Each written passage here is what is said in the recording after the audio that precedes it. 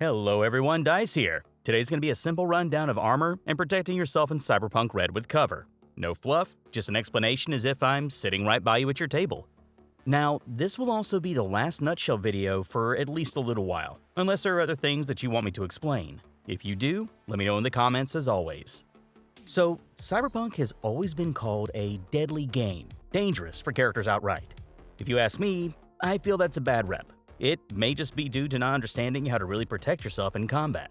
Yes, you're not dealing with magic spells or potions that instantly heal you, except for a small bump you can get from a thing called speed heal.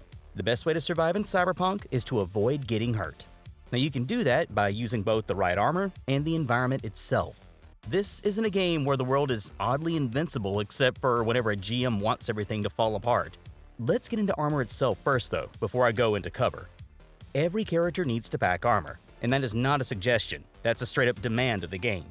Armor has a stat to it that's called SP, or stopping power. What this is what damage it blocks outright, under normal conditions. There is everything from just leather clothing all the way up to armor that makes you a walking wall, called Metal Gear. And no, I'm not talking Solid Snake here.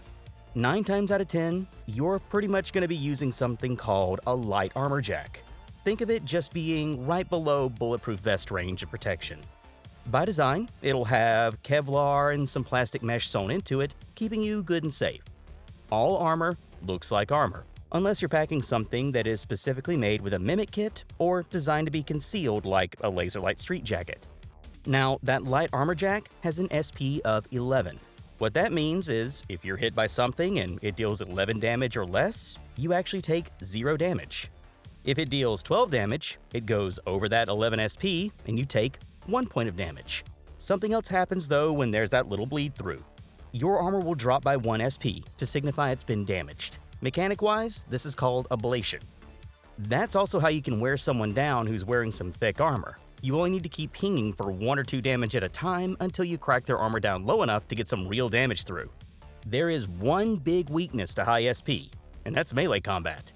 Everything that is melee, except for basic on-arm punching, treats SP as being half of what the current total is. So if you're dealing with someone packing like 18 SP, grab a crowbar and start swinging. They'll be treated as having 9 SP if you do.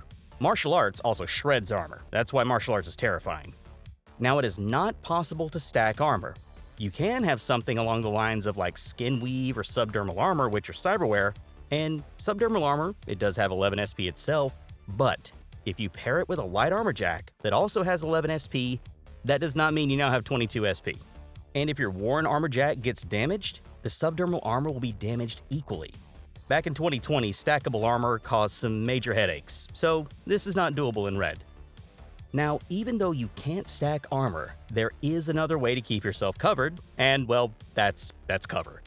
Cover is a huge part of keeping alive in Cyberpunk Red, and it's what makes combat super dynamic and fun, in my opinion. And before we get into it, yes, there is a type of cover called a bulletproof shield that you can carry around. It only has 10 HP though, still very useful. So, for cover, every single item, building, potted plant, all of them, all have their own HP. It's up to your GM about what that amount is, but they have a chart they can follow, so don't worry if you're a GM, you're safe. Use your better judgment and common sense about what's going to be a safe thing to hide behind. A wooden door is not going to keep you safe as long as a steel table you flip over. There is no half cover or 3/4 cover in Red. You're either in it or out of it. And that's judged by line of sight from target to target. If they have a direct line of sight on you, they can take that shot at you. Now, cover keeps you protected all the way until it drops to 0 HP, in which then it is counted as destroyed. Now, this doesn't mean it's just completely obliterated, it's just got enough holes in it that they can get a shot clean through at you. There is no bleed over if someone damages cover high enough that it drops to 0, and then there's extra floating damage.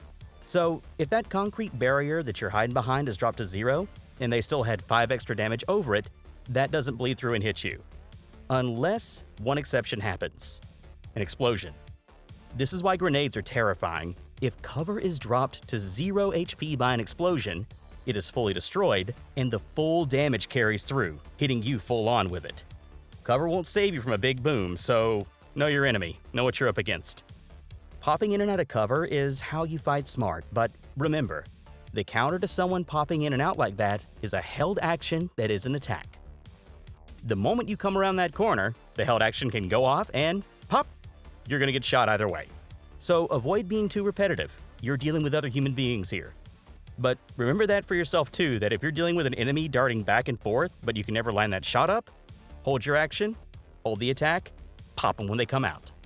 But that covers most of it. Armor and cover keep you alive. When you're shot in red, you don't really shake that off quick. I mean, you can't even begin naturally healing without a stabilizing roll. Sure, if something is shot off, you can get it replaced either by cloning or chrome. Just ask my friend Choi's lawman, West. She's 2 for 2 on losing hands and eyes at this point. Yep, sorry Choi, I had to mention it. That's another story for another time. Forgive me. Now again, I'll mention that if there's any other things you all want me to go over in a few more nutshell videos, let me know in the comments, and I'll keep doing these. I contemplated going over each role, but I wanted to get everyone's opinion first. I also want to let everyone know that yes, the Patreon is going now, and for good reason. I'm using it as the central spot for posting things that I've worked on personally, from homebrew to maps soon as well. And the reason for it even being there? Well, it's about time that I announced that yes, I'm heading to Gen Con 2023. I'm already in the process of setting up interviews with a few developers and chasing a couple other interesting news leads. The trip will be funded by the Patreon and also a couple other things that I'm up to right now. Over on the Patreon, you'll get the usual 24-hour early access to videos, but soon, a 2-week advance release period on Homebrew for beta periods. I'll go over all this in detail a bit more later on, and keep your eye out for the next video too. It's not going to be a normal one, and it's going to have some very interesting Cyberpunk Red news in it, and not just Danger Gal dossier. For now, take care everyone, and I hope you find yourselves a good table.